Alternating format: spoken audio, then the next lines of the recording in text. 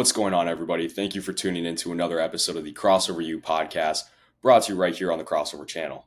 My name's Kanaye, and I'm joined here with Josh. And today we're just pretty much going to be giving a lot about our thoughts about the current state of college basketball. It's a crazy world it is in the sport right now. A lot to talk about, even with the season ending almost a week and a half ago at this point, if not 2 weeks. But yeah, a lot of craziness with what is the transfer portal and the NIL era that is really kind of starting to come to light and take over the sport, really. And it gives a lot more talking points to people like us who cover the sport, even when the season ends. So outside of preseason overviews, way too early rankings that we might put out, we also have to talk about guys who are leaving from one school, going to another, how much they're making. And yeah, I mean, it's a crazy world that college basketball is in right now, where there's always talks about conference realignment. There's a lot of mismanagement from the NCAA in terms of not only tournament expansion, conference realignment, but just the whole way this transfer portal and NIL, the systems, how they were rolled out. But we're going to talk about that a lot today on this episode. But before we get into any of that, please, as always, if you like this podcast or anything else you see on this channel, do anything you can to engage with it. It really does help with being able to get these videos out to more people. So please like the video, subscribe. We like seeing what you guys have to say in the comments section below. So if you have any thoughts, we'd love to hear them. But let's get right into it. Josh, I'll ask you first. What do you want to tackle first? Really want to tackle the transfer portal. This is the biggest portal we're seeing this year, and all the issues are on for display. First, I will say I am in favor of the transfer portal. I love the changes to some extent that they've been made. I think there are obviously a couple issues, and I think that's kind of where we need to start drawing lines, because now has to be the time. This could be a huge season that is almost exclusively decided on the portal. And I think the biggest change I have right now is time. For reference, the portal started during the Sweet 16 and ends 5 days from now on the 22nd. There is still time for players to commit. If they're already in the portal, they can commit, but there's no addition to the portal unless a coach leaves the program, which not that common even in this age. So it kind of gets to the point where how much time are we given and when it start? And I don't think it should start in the Sweet 16. It really should start the day after the tournament ends. It should be the equivalent of a pro league free agency, because that's basically what it is.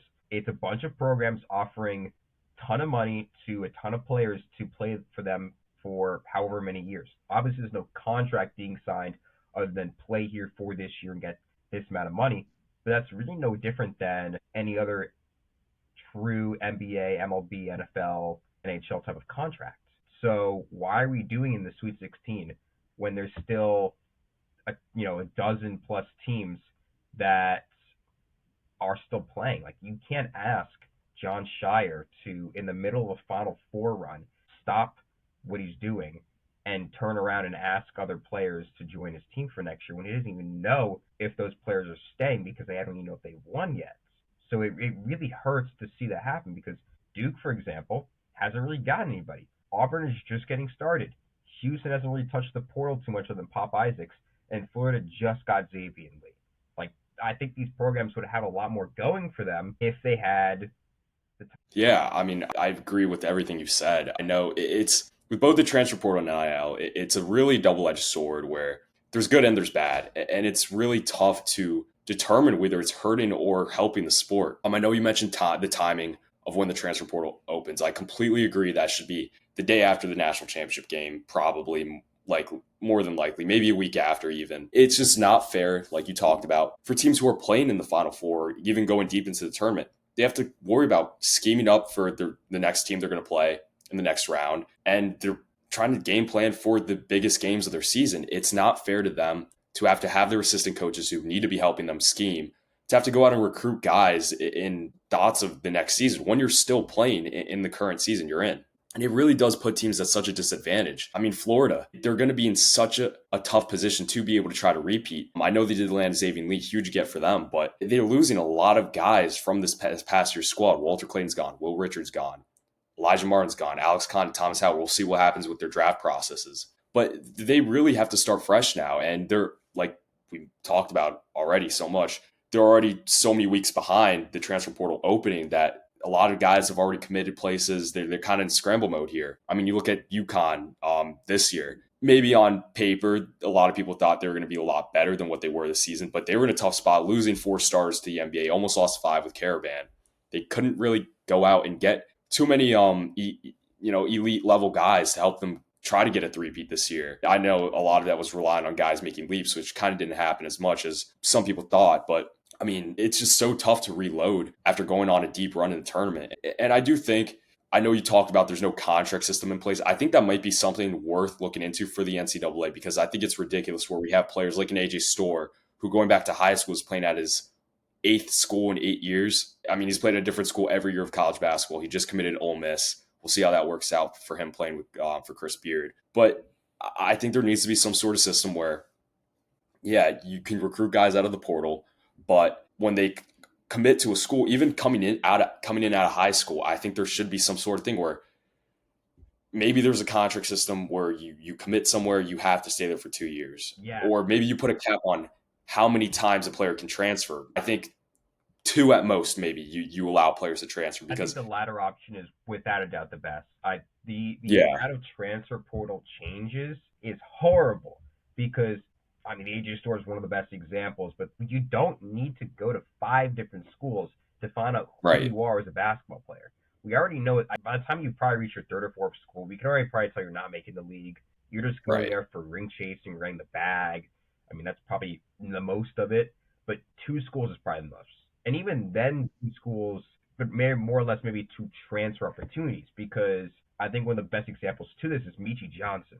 Started off at Ohio State, went to South right. Carolina, went back to Ohio State afterwards, and is now going back to South Carolina. Yeah, Endless it's because ridiculous. he's chasing his tail. I don't know why, or I don't know what the issue he has between both schools, but I feel like just stay or just don't play basketball anymore. There's so many more guys sitting behind you.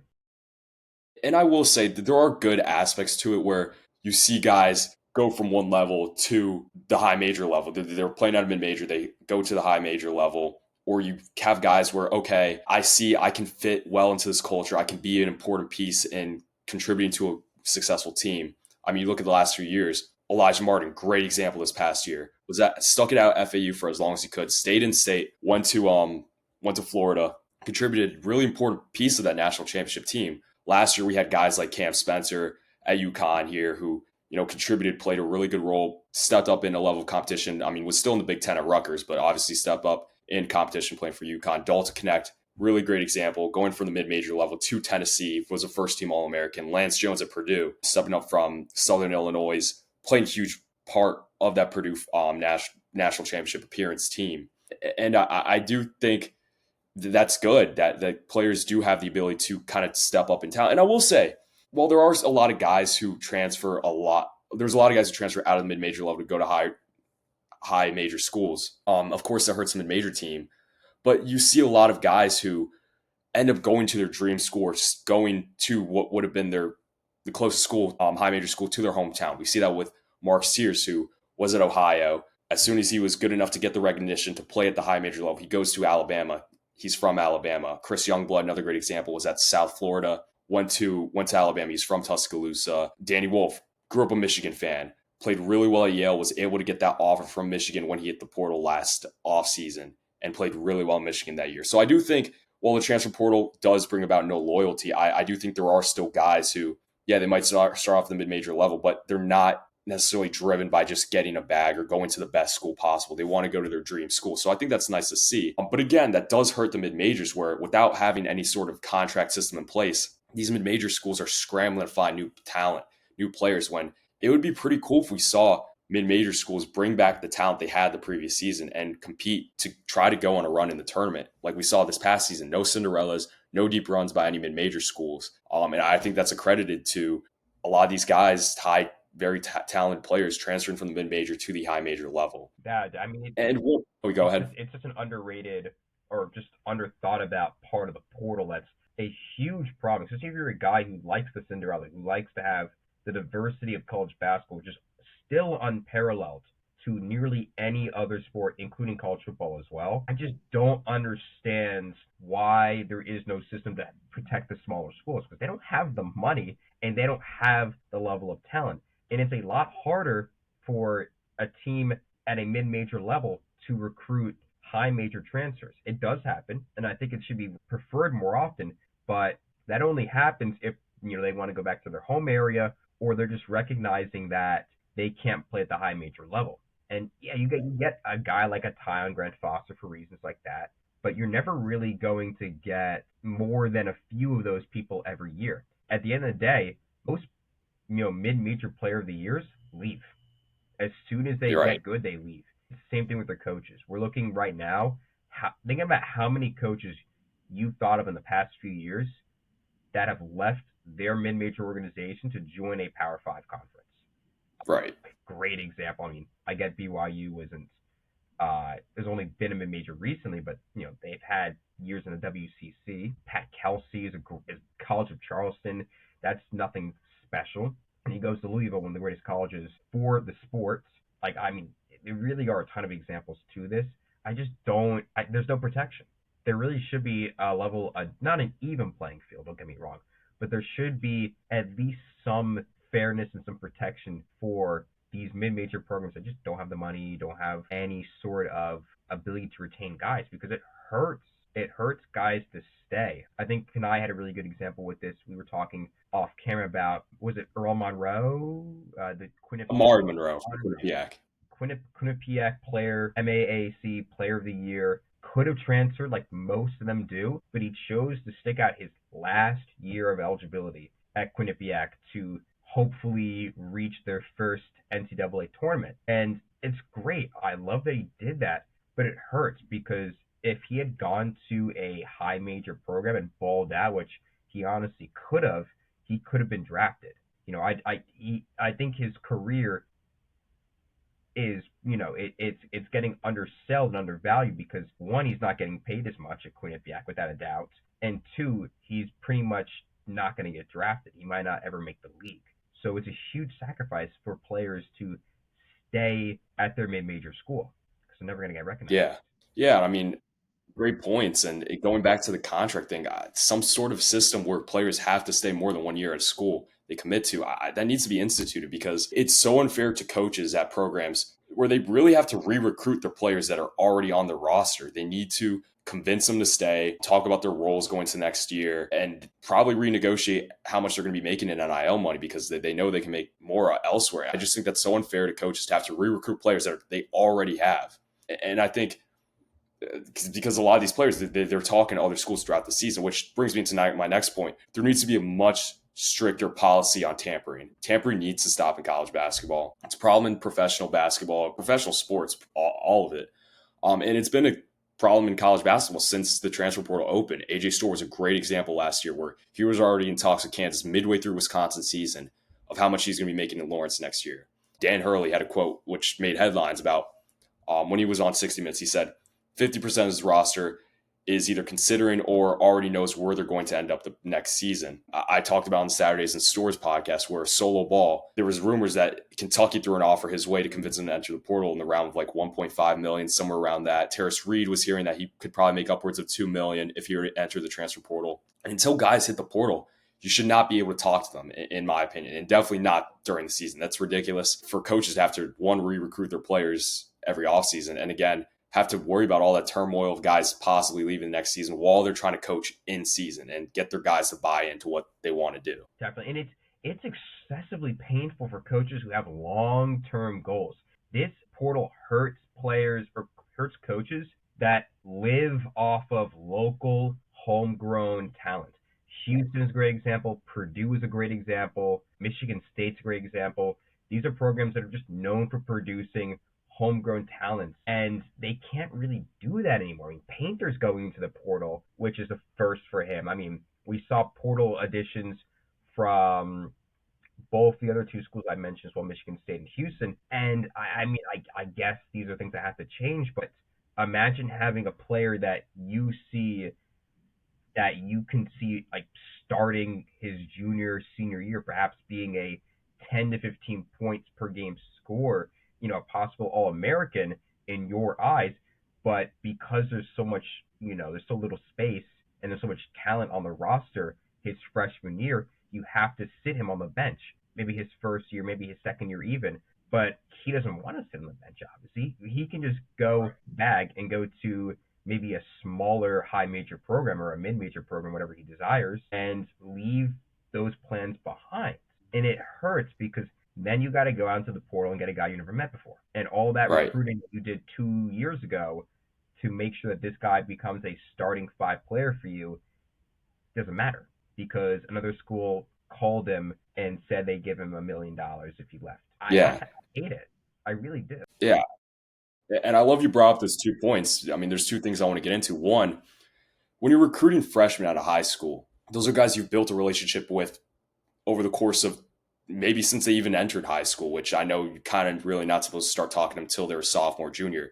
But yeah, these are relationships that are built over years.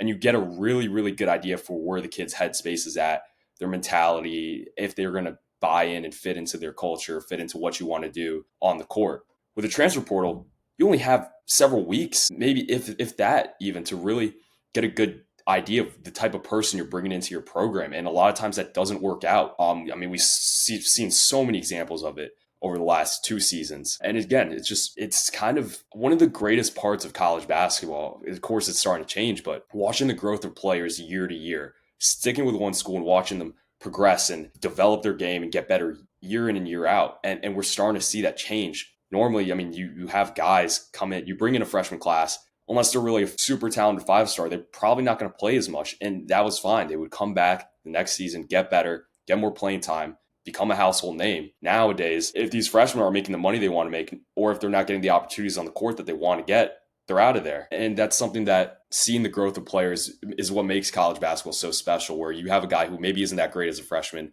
developed by their junior, senior year into an All-American player. And that's something that it's really unfortunate to see. We're seeing less and less of that, just the continuity across rosters in the sport, which was really one of the drawing points to college basketball, where because you only have them for 4, maybe 5 years at max, of course, with eligibility, that's maybe 6 or 7 years. But yeah, I mean, you kind of get attached to the players on the roster if you're a fan of a program, a team, and you watch them grow year in and year out, and you see their growth, and that's something that I think made the sport so special. But we're seeing less and less of that every year. Easily, easily. It's such a big argument, and for the fans too. Imagine being a lifelong or even a college level fan of your school and to have a player that you really enjoyed, and then they just walk. It's so hard to do because you also have no clue. I mean, unless you know the player personally, which I'd be surprised if you did, you never really can tell because they're just a college student like you that's looking out for themselves and finding out how to get the most money. Because obviously, at the end of the day, there's only going to be 60 draft picks. There's only going to be maybe 90 players that make the league every year. There's only so much space, and therefore it's the get rich quick as soon as you can type of thing. Which, listen, it's really nice that the NCAA is offering this opportunity for players to get money that are never making the league. It's as simple as it is. They don't have to change their entire career goals. They can actually graduate like a normal student and have the money to push themselves for how they played. But at the same time, it really puts a level of greed in there, and it kind of takes out the fun and joy of sticking with a program and growing, like you said. And I think it also, another thing too, is eligibility is a big issue as well. I'm glad you brought it up too. I mean, I'm glad the COVID eligibility years is finally over. We have to deal with all the fifth year seniors that should have been gone by now. 4 years is 4 years. That's the most I can say. As a college student myself, and for both of us, we're only staying here, 4 years, maybe two more for a grad, whatever you choose. Those years are very valuable. I mean, I'm about to turn a junior in my personal life, and I'm already starting to recognize how big of a change I've had in my life coming here. And we're now talking about students that could be around playing college basketball for 6, 7, maybe even 8 years if they're from Juco. I mean, I think a big story right now is Chad Baker-Mazar, who's going to turn Yeah. 26 if he decides to play college basketball next year. I feel like there has to be a cap. There has to be some sort of limit besides, like the red shirting I get. I get the red shirting, especially for medical reasons, but how many years is enough? I think 4 is just the way it's always been. And it's really interesting how the NCAA handles eligibility, because it seems that there's no constant in how they view each case. They seem to view each case differently, because there's so many cases where some guys will not be granted a waiver to play another year. And there's other cases where guys who shouldn't do get it. I mean, Baker Mazar is a guy who probably shouldn't get another year. I know they did just recognize JUCO as not counting towards your NCAA eligibility. So that's probably the reason I would say he got the waiver. I'm not positive. Then again, I still think he would be his 6th, 7th season regardless. But Yeah, I mean, he got the waiver, but there's other guys. I mean, I forget off the top of my head. I know Cam Spencer did want to return to UConn, but he was not granted a waiver. I'm not saying he should have. I don't think that should have been allowed, regardless of my bias towards UConn. But it's really interesting to see how they handle it case by case. And I know you did mention talking about players looking out for themselves, specifically financially. I think this is a good segue to talk about NIL, another double-edged sword, really, in how the state of college basketball is kind of shaping out to be. It's good in some ways, it's bad in others. I will get into the good first. I do think it is. I do think the players should get compensated for what they bring to the universities and what they bring to the NCAA. I'm all for it. Should have been something that was implemented a long time ago. The NCAA screwed up in rolling it out with absolutely no regulation whatsoever, but we'll talk more about that. The good parts of it relate to how if a player might not be getting drafted or might not have pro potential, then they can capitalize on their financial peak in college while they're still able to play the sport that they love. And I think that's great. I do think it is good for kind of allowing for some of the big name players to come back and the household names to continue to play college basketball. You look at this past season, of course, they were fifth years, and you can teeter back and forth about whether they should have or not. I think they used the COVID year, both of them. But RJ Davis and Caleb Love, how having had those household names return to the sport, I think was really, really good. Of course, there's so many fans that those two players have and continues to get people to watch. This year, JT Toppin is coming back. I forget off the top of my head some of the other big time returners, but I think it is good in the way that players now have an option to stay in school, pursue their degrees while still playing the sport at a high level, even if they might not be an NBA draft pick or even have pro potential at all. So I think that is good in convincing kids to be able to stay in school, pursue their educational prowess and whatnot, but continue to be household names and continue to get guys who are fans of these players to continue watching sport, increase viewership. So in that light, I do think NIL is good. But of course, and I'll let you start off. There's a lot of bad that comes with NIL. Yeah, and I listen, once again, it's a lot of trend support. NIL has some wonderful things that I think Kanaye really honed on about, especially for guys that are going to make the league regardless. I mean, you don't have to go as a freshman. I think that's kind of the biggest thing that I'm learning right now. A guy like Rob Wright could have been drafted this year, to be honest with you. It would have been late second rounds, maybe a little middle, but he could have went in. But he took a nice, very nice, actually, I should say, NIL deal from BYU to stay another year, and so he can get drafted higher. And also he can play good ball at a college that's offering him good money and a good team. I think to an extent there is a leveling in that you can keep guys with talents that just might be able to get drafted, but you can keep them one more year and have them grow a little bit more while also keeping them on your payroll, so to speak, and your roster so that that next year they can then go and you've used their time correctly. And I think it's big too for colleges that have a lot of money. Another thing me and Kanaye were talking about was there are about 15 to 20 colleges that have over $8 million allocated towards NIL for college basketball. And not all of them are blue bloods. There's a lot of colleges out there that have a lot of money, mostly football money, that's slowly being transferred to college basketball. We saw with the SEC this year. We're seeing with BYU right now. I think there's a ton of programs that could add on to it over time. I mean, there are many, many rich alumni. I mean, SMU, for example, has the richest backers for NIL money, but obviously all the money is tied in college football. If they put just a quarter of that money into college basketball, you can only imagine what could happen at SMU over the next few years. So I think there is that to it, but at the same time, and this is where the double-edged sword comes in, the team with the biggest bag can just shove it to all the other schools and take the best player. It's as simple as that because, I mean, Kanaye had the good example. Kentucky can just offer anybody $1 million. Kentucky has over $10 million in NIL. They can offer as many contracts, as many little stipends as they want because obviously everyone's going to, grab. But if you offer 20 people $1 million and you have $10 million, it's fine if like 5 or 6 people accept because you have more money to spend afterwards. Most mid-majors don't even have $1 million to spend on NIL, and a lot of lower high major programs can't ever compete unless they just scramble for funds, and this hurts, the Big East, for example, because they don't have football. It hurts, right. The Big 12, like smaller Big 12 schools don't have good football programs either, and because NIL is mostly tied towards college football, which is its own problem in my opinion. it really hurts the college basketball programs that aren't good at both. Because we're looking at right now, I mean, Florida's good at basketball and football. I mean, Duke is just for basketball, Houston's for basketball. Auburn, has still good football to some extent. The SEC, it just hurts for non-football schools, to say the least, that they don't have the money because they don't get the revenue from football funding. Exactly. And I mean, it really does fall on the NCAA.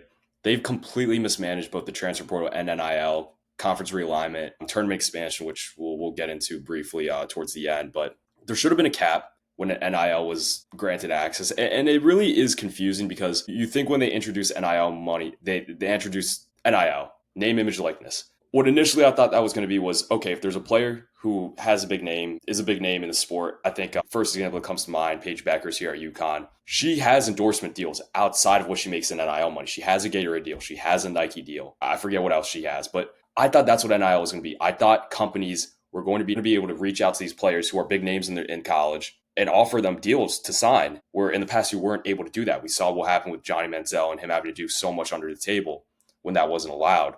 And NIL's been this thing where the boosters and the schools themselves are organizing deals, setting up deals for the players themselves. And the NCAA also just passed another rule where outside of NIL, the schools can now directly pay their players, which even more makes it so that there has to be a cap that's established because the mid majors, like you mentioned, they're going to be at such a disadvantage here as they don't bring in enough money compared to the high major schools at the high major level. And schools without football programs or schools without good football programs, good basketball programs, they're going to be at a disadvantage as well because they're not bringing in the money compared to the likings of schools in the SEC or the Big East, who has the largest revenue share. And really, I think it's kind of crazy because in a off-season coaches meeting, I know there was an anonymous SEC coach who a big talking point for him was complaining about how the Big East has the largest TV revenue share, which I think is ridiculous that an SEC coach is complaining about it, considering how much the SEC has money wise. But there needs to be a cap. There needs to be a limit on how much schools can not only offer an NIL, but also now that it's being introduced where schools can directly pay players themselves, there's got to be a cap on that too, because it's going to get out of hand. It's already gotten out of hand. It's only going to get worse. And just the numbers are being thrown out. Like I saw that someone put out a post, it might have been ESPN, where Jacoby Gillespie is going to be making upwards of $3 million at Tennessee next year. Colin Gillespie, who is a starter on the Phoenix Suns, who was a starter on the Phoenix Suns in the late stretch of their season. I know they're not in playoff contention. He's on a two-way deal where he's making maybe 500, 600 grand, which of course is a lot of money in the perspective of how much NBA players make. That's not a lot at all, and way less than what guys in college are making right now. No, exactly. The NBA is made to give these players generational wealth. You don't get generational wealth from college basketball. I love Right. that you can still make a great amount of money, and I think it's a huge deal. $3.5 million for a guy who was averaging just a little over 10 points per game. It burns a little bit. It burns a little bit inside because that money is just not worth. That's such an overpay, and the problem is it's going to be looked as perhaps even in future as an underpay. Think about where else that money could be going, in my opinion. For example, I'm a baseball fan, as you can little see. The big problem right now, baseball is the same problem, and you're hearing more complaints about how there's no salary cap. You can pay players however much you want. Obviously, I probably shouldn't say with the Mets thing in the back here, but I guess the point I'm getting is the pro leagues are complaining about it. We as college basketball fans should also be looking out in the same guys because in no certain light should we be allowing any program, regardless of how much money it has, to swoop in and steal players just because they have all that cash. Because and it's not just for the players, the coaches too. The Kevin Willard situation is probably the best example we have of this, where I'm sure Villanova just has the bag that they're also willing to give to Willard, who has been overlooked at times at a smaller and cheaper Maryland school. And as soon as he got to the point, he made his first Sweet 16 after many years of coaching at Maryland, he gets swooped and taken away. And how do you deal with that even at a high major level? How do you deal with that? Because now they had to bring Buzz Williams, who now has to leave a very good Texas A&M squad, who just basically got all of their players lost, and now they have to take another coach from another program, and it's a process that doesn't really work because the money just goes everywhere that it shouldn't be, in my opinion. Yeah. And I mean, I don't know if setting up for failure is the right phrase to use, but whether one you want to admit or not, there's a lot of egos across the players in college basketball. These are young kids, college age kids, who, well, not all of them are kids, a lot of them are grown adults now, with eligibility. There's guys who are making generational wealth right now, upwards of seven figures, where, let's be realistic, they're not going to be making that in the NBA right away, or not be making that overseas. And if they're making 3 million right now, say they don't make the league, or they get offered a two-way, or maybe they're not making the money as much money if they go overseas and play. They're going to be in their head saying, "Oh, I made this much in college. Why am I not making it here?" And I don't want to do that. And it again, there's egos in guys in college basketball, and again, I don't want to say it's setting them up for failure, but you need to teach. I mean, maybe it's already in place, but there needs to be teachings of these guys, of these players in these programs where, listen, you're making generational money right now to set you up for life.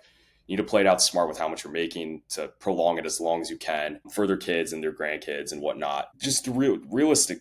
You need to be realistic with them. There's the number of players who make the NBA is so little, and it's just not a reality for a lot of these guys in college right now. And they're not going to be making the money that they are in college. So they need to be smart about it. And again, there needs to be a cap. No, I don't think any of these players should be making as much as they are. But yeah, it's been completely mismanaged by the NCAA. Without a doubt, you hit it right on the point, Kanaye. I just don't see why players should be getting this much money this early in their careers as well. And it definitely hurts the future leagues because they're losing talent, and it hurts players who want to make the league as well because in a way they kind of have to stay. How do you turn down $3.5 million?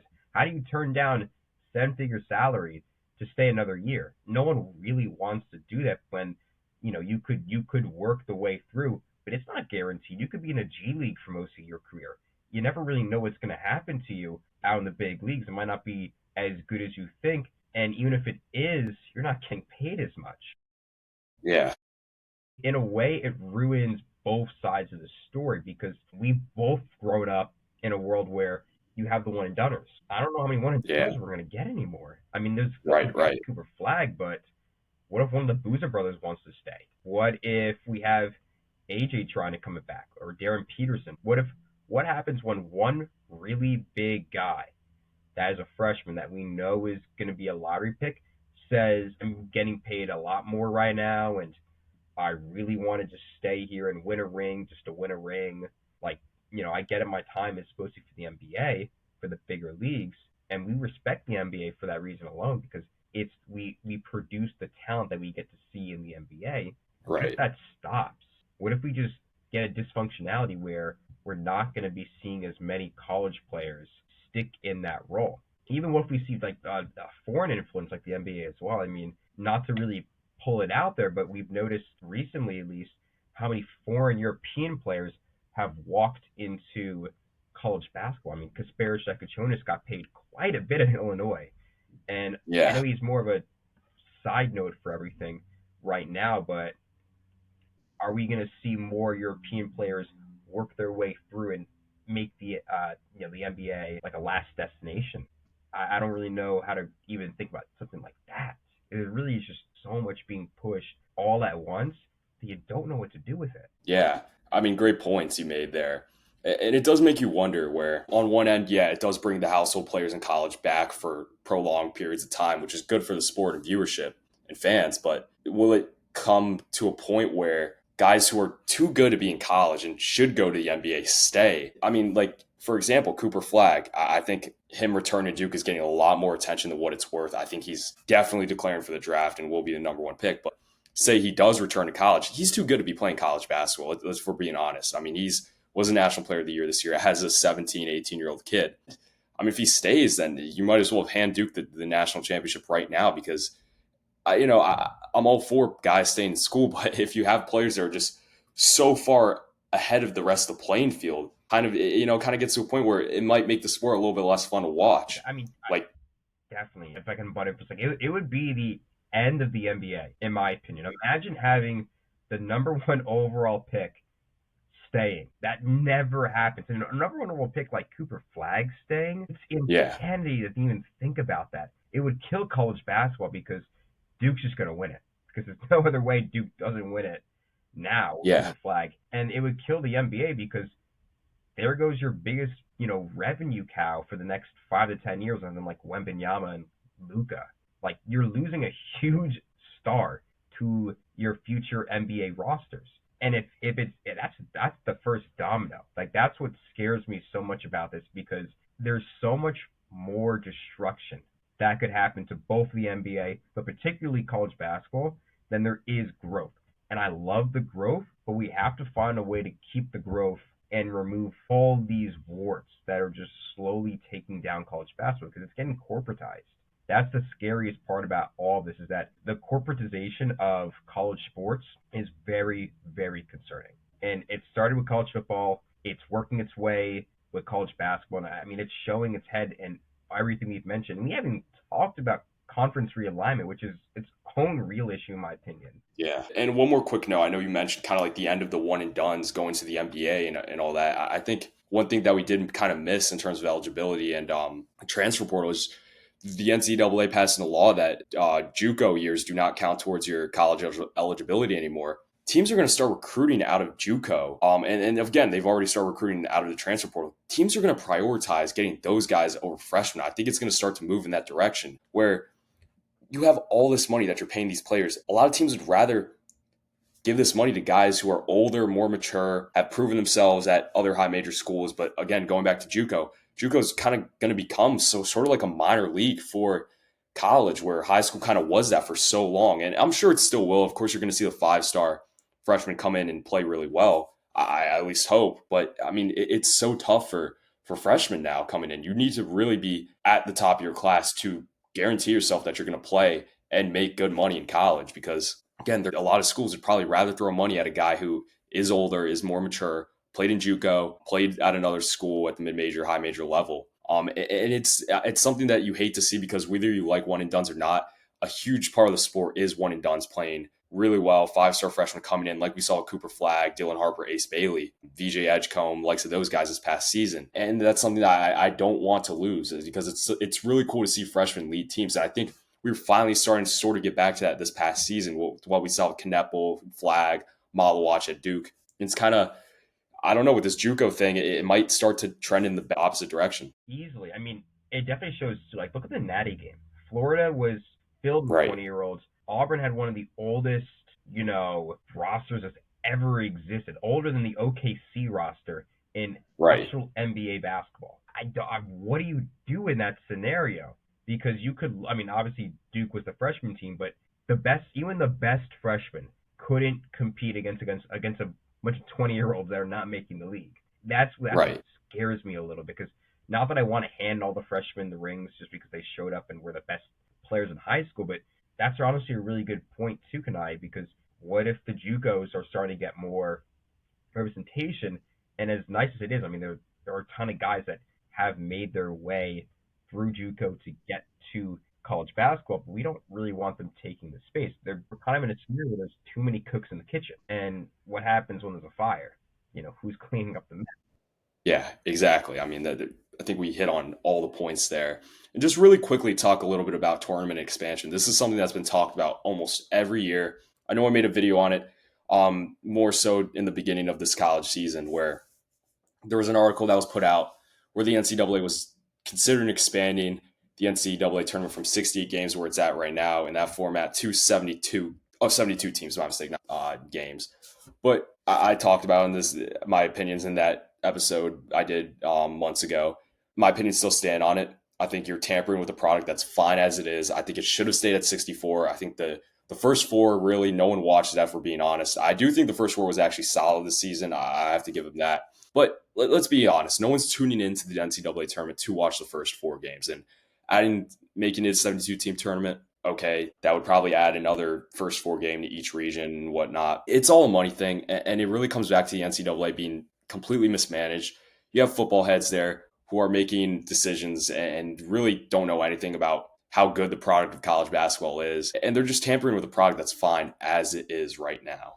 There's no problems with viewership, where the MLB has had to make changes with the pitch clock and things to speed up the game, make it more exciting. College basketball doesn't have that problem. And expanding the tournament is just, you're already making a tournament that's so tough to win even more difficult for teams, where they need to win 6 games in a row to be the national champion. And if you add games, it makes it even tougher. If we're being honest, of course, we might see a Cinderella here or there. But a lot of these first four teams aren't going deep into the tournament. I can't tell you the last time a first four team made it out of the first weekend since they implemented that formatting. But I just think it's ridiculous to even consider adding games, more teams to this tournament. That's already every team going into the year has equal opportunity to make the tournament. Giving teams more of a chance, I think, is ridiculous. Easily, easily. I mean, I will say to an extent, I have like the first four, more for just the 16 seeds. It leaves more space for the lower seeds. But a weird paradox that you kind of brought up here was if we're just going to have the higher major programs get more powerful and more talented, why are we expanding the tournament so that the lower major teams that have none of this talent come in? Like, for example, this year, if we expanded to four more teams, what it would have been IU, West Virginia, Nebraska. These are teams that maybe other than West Virginia, maybe IU, shouldn't have been in the tournament. We already complained enough about why UNC shouldn't have been there. Why are we now trying to expand the argument? Like, I get it, bid sealers maybe make that reason more of a possibility, but there were like no bid sealers this year. I just feel like 64 was correct. I would take 72. I think it's fine, but nothing more. I really feel like there's just no additional reason to add on to the tournament because where do you go from there? 76? I've heard that as well. No one wants to watch that much basketball. I love March Madness. It's the best tournament that we have in sports in general, but don't ruin a product that, as Kanaye said, is already the best because that's the greatest revenue gain this sport has. Very few people watch all 30 games. Very few people stay for a full season for other teams that aren't their own. Or if they don't go to college, they don't typically watch until the end and they're only betting most of the time. No one really Yeah. wants to care about the 10 seeded versus other 10 seed game unless it's for money. And that's I think the biggest problem right now is that greed has gone to the NCAA and it's not looking good for us at least. Not in the slightest. And I do stand firmly that I think the field of 68 teams should stick, the NCAA should stick to it as it is right now. But one thing I would like to see if it does expand to 72 teams where you have more first four games in each region, I would like to see, yeah, maybe a high major team play against a team that finishes second in the A10, for example. A team in the at the mid major level that's good enough to make the tournament, but of course, it's so hard to get a bid in a mid major conference. I would like to see teams that finish second or third in the standings of those conferences get a chance to get into the tournament by playing those first four games against high major schools. Now, if you're looking at the viewership and audience appeal, I still don't think it's going to be there because if we're being honest, there's a lot of people who tune into the tournament who really don't know any college ball whatsoever. Like you mentioned, they really only tune in once the tournament starts. They're not going to know anything about the likes of UC San Diego, Duquesne, and whatnot, and they're just going to see them. And I mean, I just don't think that's going to bring much of a viewership increase if you add those games at all. Even if you make, I mean, I would like it, again. I like it 68 as is right now. I think 64 was the sweet spot. It is 68. It is what it is. If you add these games, I would like to see these teams that finish second or third in their mid-major conferences get a chance to get in that way.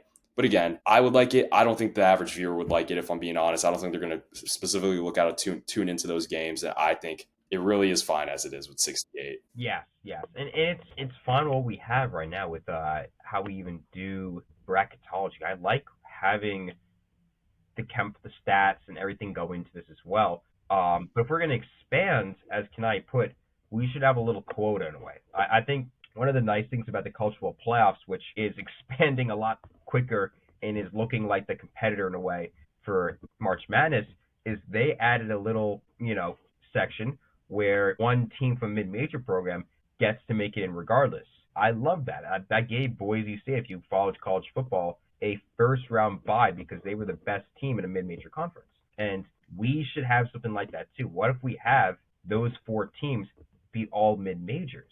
We have a little quota, like, because I feel like, I don't want to snub out of UC Irvine. I thought UC Irvine deserved to make it. I thought a GMU would have been fun to watch. These are teams that Yeah. play just as good ball as, a 10 or 11 seed does, but they don't get recognized because they're not in a major conference. And that kind of, it hurts, and it obviously could lead to a discussion on conference realignment, which we're going to have another episode about that sometime later. because that's its own Definitely. beast, which is ruining all NCAA sports. That's a far larger issue than the ones that we're talking about for college sports in general. But I guess the main takeaway right now is that there is a lot of bad things going on. We can't sugarcoat it. Things are not looking as well as we would have hoped, but there is light. There is a light. There are some nice things that are happening as well, as we've noted. I think you have your qualms about the portal and NIL and all this stuff, but hopefully everything works its way out over the next few years. I mean, we're kind of in the test phase, so maybe this is like the beta years, and we're gonna Right. have these hiccups, but I don't know if that's gonna be, short-term stuff. That's kind of my issue. Yeah. No, I mean, exactly. I think we really pretty much hit on every point about what is wrong with college basketball right now in the current state of the sport. But, again, I do think that it is nice that we are at a state where we can continue to cover the sport. People like us who follow college basketball post about it as we've done with this podcast the entire season. It does give us more opportunity to make content, put out, videos discussing movements in the transfer portal, even after when the season ends. So I do think while there is a lot of stuff that the NCAA is doing that is detrimental to college basketball, it is nice from creator standpoint, content creator standpoint, where we can continue to talk about the sport we love so much, even once the season ends. But I think that's pretty much going to take care of everything we have for this episode regarding the current state of the sport. If you stuck around for the entirety of this video, we really do thank you for it. But again, please engage with the content any way you can. Me and Josh, we're going to try to put out some more portal updates. He mentioned we're going to talk about conference realignments. More stuff coming for sure, so please stay tuned for that. But again, we'd like to thank you for tuning into this episode of the Crossover U podcast. And until our next episode, we'll see you all next time. Thank you.